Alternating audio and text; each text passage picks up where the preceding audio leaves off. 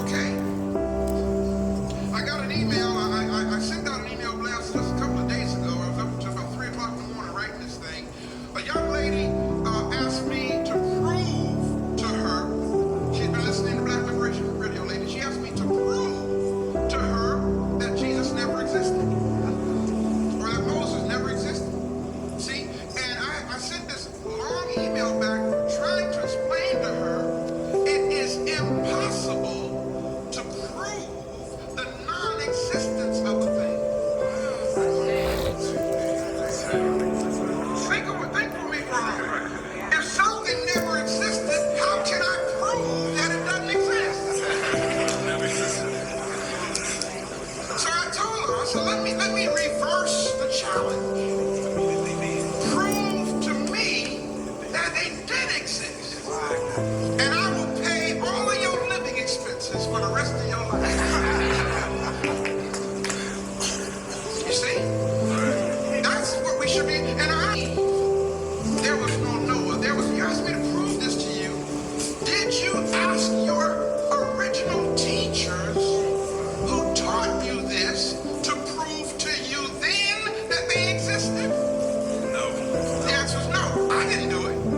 I was raised with a belief system. I was raised in a belief system. And I accepted it, I digested it without ever verifying the existence of anybody I had been taught about. Can I get a witness? If you would be honest with me, you'd have to say, well, he is telling the truth. He's telling the truth, but that is right. We didn't stop to ask for proof.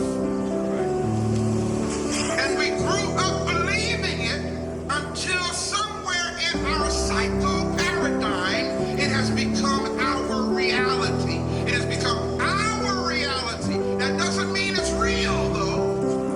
It simply means it's our reality. Am I making sense so far? Cool.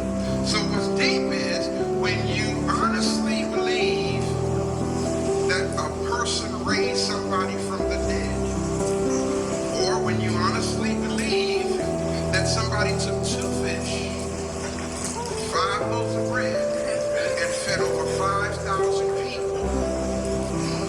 Now, I mean, when you honestly believe that somebody broke God's laws of nature and walked on water. Now, trust me, I am a psychotherapist by profession. Okay? And what we call the manual we use for determining psychoanalysis. Diagnostic manual. Thank you, brother. Okay? In there's a code that means if you believe something that is not in the context of fact and reality, you have a mental disorder. For example, if you believe that Rudolph the Red-Nosed Reindeer had a very shiny nose, and if you ever saw it, you wouldn't even say it alone. If you believe that, as an adult, something's wrong. You follow me? Because that's not with fact, real, and reality. It's not historical. Okay? Religion has done that to us. It has us believing stuff that's got us messed up as a people. Now y'all see why I have security. Now I know that's funny. Captain will bear witness to what I'm saying. Brother known me for a long time.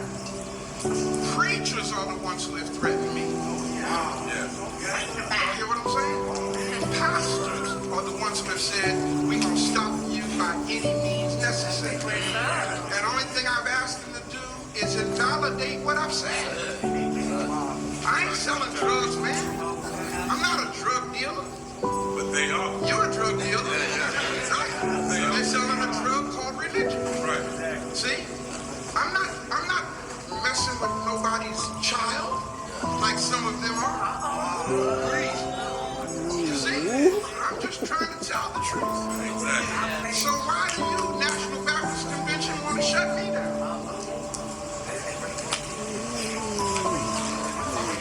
You see? Sunday morning. And Captain radioed up to the radio station for him to come down and said, Chief, why don't you stay up there for a while? Because there's somebody down here. We got to deal with this person. I said, well, who is it? He says, there's a man down here waiting to see you. I said, well, is he armed? He said, no.